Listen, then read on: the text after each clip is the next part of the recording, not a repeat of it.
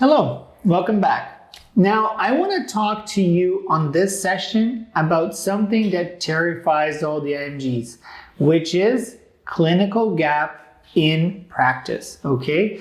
This is probably the number one topic that I get on my Instagram or even at work or when people are doing consultations with me.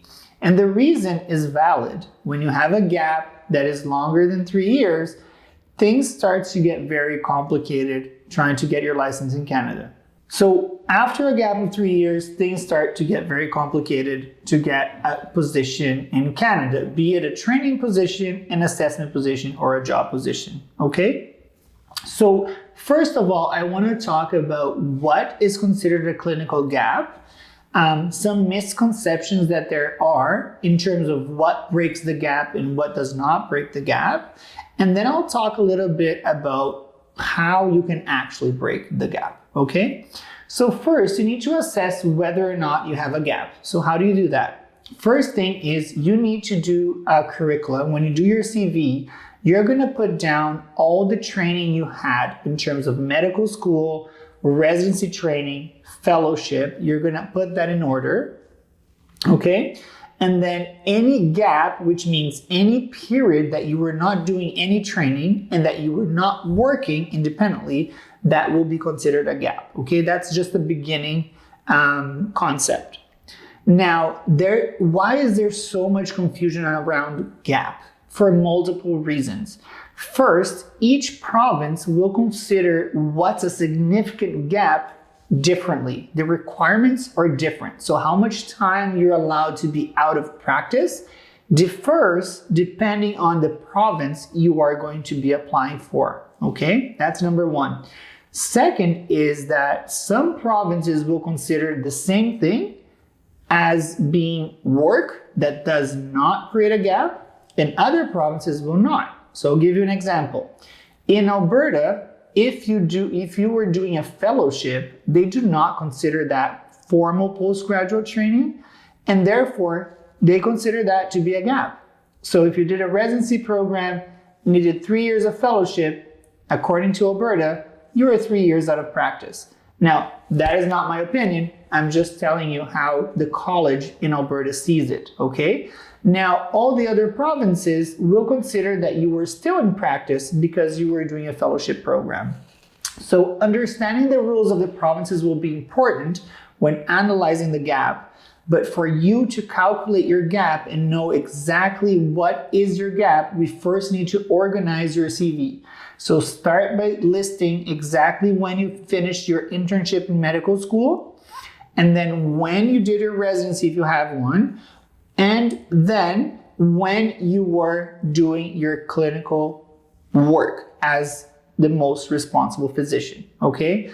Now, this is a very important concept that is valid for all the provinces. When we are talking about gap, non-MRP positions do not count, okay? Does that mean that they're not valid experiences? Does that mean that they're not clinical? Does that mean that they're not worthy? No, doesn't mean any of that. It just means that when we are counting time out of practice, we're talking about time out of independent practice or time out of formal postgraduate training, okay? So if you are in Canada and you're working for 10 years as a clinical assistant, and then you want to try to get a full license, you will be considered to be out of practice for 10 years.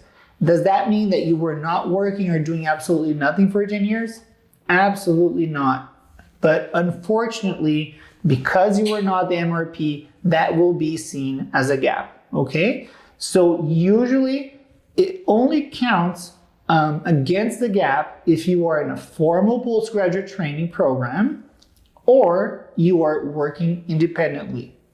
So the only confusion here is that Alberta does not consider fellowship as formal postgraduate training, as where all the other provinces do consider fellowship postgraduate training, okay?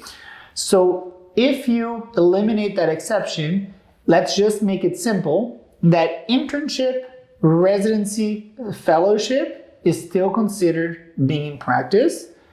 Independent practice, so any license that leads to an MRP in anywhere in the world is considered for the purpose of work experience when you're calculating the gap.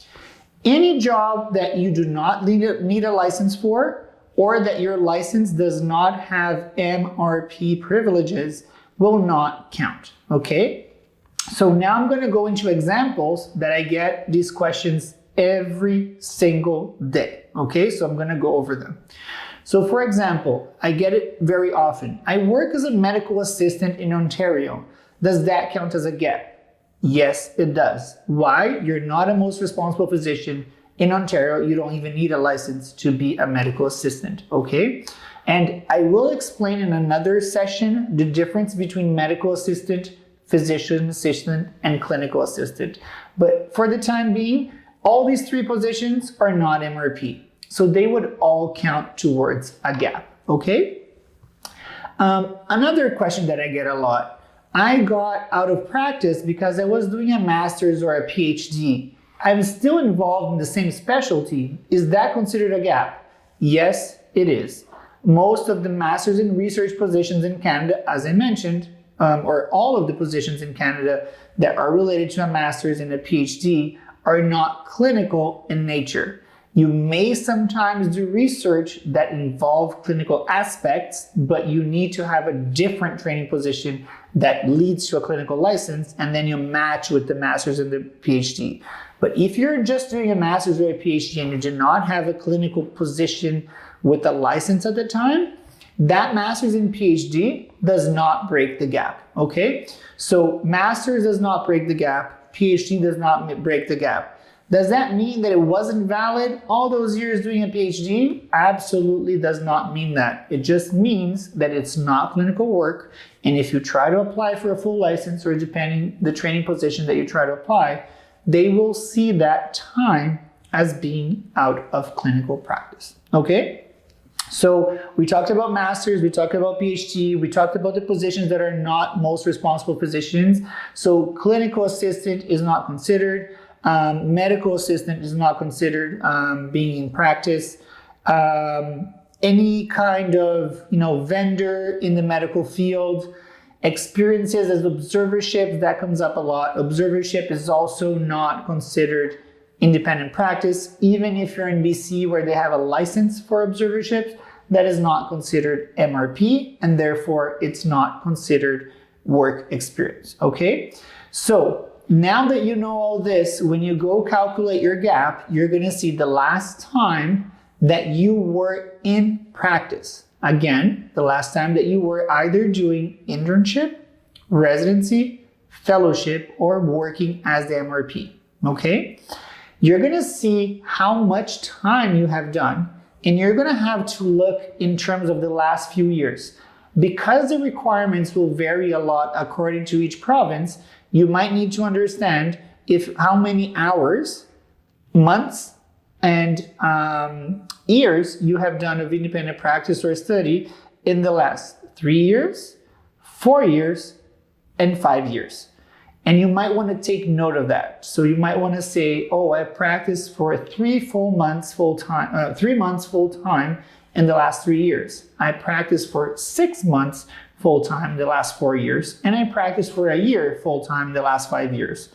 Once you understand that and you have note of your gap in those 3 situations, you want to take note of that because that will be very useful when we're talking about licenses. So I hope you understood a little bit more about gap. If you have any questions, leave a comment below and we'll be happy to help and be happy to address them. And we will try to clarify so that you really understand about your gap and you know how to calculate your gap. And the last thing I want to say is that everything that we do, we want to go against the gap, because once you reach a certain amount of gap, it's really hard to break the gap. So I want to talk about what constitutes breaking the gap, okay? So a lot of people will say, okay, I'm already in the situation where I've been out of practice for 5 years. How do I break the gap? So the concept is the same as what we were explaining. To break the gap, you need to enroll in a position where you are either an intern, either a resident, either a fellow, or working as an MRP. If you are in Canada and you're trying to pursue your license, the only way to break the gap will be either doing residency or doing a fellowship. But it's really hard to get those positions if you've been out of practice. So the other option sometimes will be to do an internship in some situations and in very limited provinces. But the other option, which is usually the only one available for most of you, will be to go back home where you had a full license and then be able to practice there before coming back to Canada, okay? Now, a question that I get all the time: how long do I need to practice when I go back home? Do I practice for like 2 weeks, 3 months, a year, 3 years? So that really varies, and you will need to plan. And that's why I like to explain all the licenses so that at the end of this program, you know exactly the licenses that you would apply for, that you would be eligible for. And then you're going to look at the criteria for the gap in that specific province. Why am I saying that? Because it might be that you need just 3 months in the last 3 years, but it might be that you need 1 year in the last 2 years. So it is very confusing, and you will only know how much time you need to spend back home to break the gap for that specific pathway that you want to achieve once you know what are the options. So this program is here to give you every single option from British Columbia to Newfoundland, explaining every single requirement for all the licenses in all the provinces so that you have all the information you need to make an informed decision in your life. I know that going back home to practice is going to be very challenging. As I said on the module about mindset, it might be something that you will have to take. It will be something that you will do because you're driven and you are goal-oriented. You are with your eyes on the prize. You want to have a license here in Canada. But you need to know how much time you're going to go there, and you don't want to overstay if you don't need to. So that's why knowing what province you're going to apply for, knowing the rules of each province is crucial, because it might be the difference between you staying just 3 months back home and coming back to Canada and be considered to have broken your gap, or having to go back home and stay a year, okay? So if you don't want to waste time there and you want to do the most efficient way and streamline your journey towards your independent license, stay until the end of the program. Pay attention to all the requirements for each of the licenses in each province and understand how to calculate your gap, okay? Once you know how to calculate your gap and you have that very clear, when I'm talking about the different licenses and I talk about the gap, you will be able to quickly know whether you qualify or not for that license. And if you want to break your gap to be able to qualify for the license, how many months you would need to do back home. Okay, in some situations, for example, let's say that we're talking about a license that requires 6 months of practice in the last 3 years, and you do your calculations and you have 5 months of practice in the last 3 years, you might need to go home just to do that 1 or 2 months and then come back again. So that's why it's really important that you first understand the concept of how the gap is calculated, what is considered to break the gap and what is not considered to break the gap, and what are the requirements for the specific license that you want to achieve that is good for you, because it might not be the same license that would be good for me or good for your neighbor, okay? Because you might have ties to a specific province that I don't have. You might have, a situation related to immigration that does not allow you to leave the province. I cannot tell you every single situation how to do or what to perform. I would have to do a full 1-hour consultation with you to understand your situation, to then be maybe able to give you an advice or an opinion. But if you listen to all the options that there are across the country, and you know your situation, you will be able to learn yourself what are the options that will suit you. And nobody knows better about your life and what you can do or cannot do and what is possible or not possible than you yourself.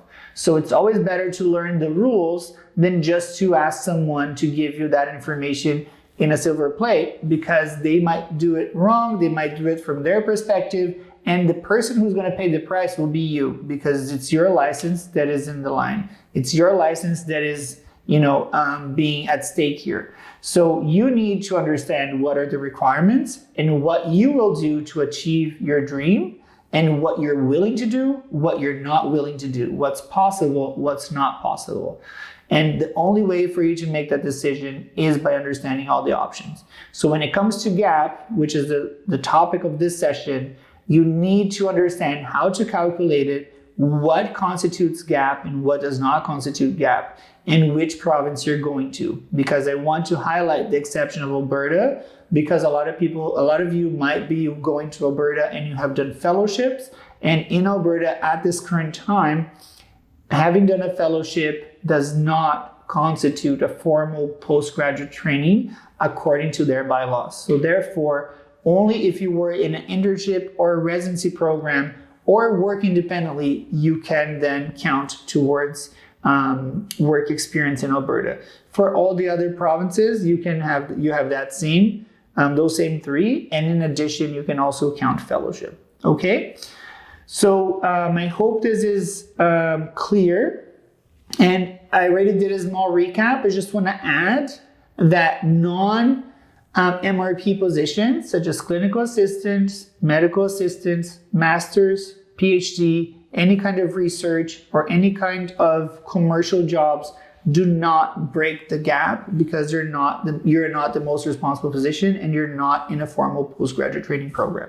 Okay, so I hope you like this session. If you have any questions, you can add your questions below and we will be happy to cover them and answer them for you. Okay, I'll see you on our next module.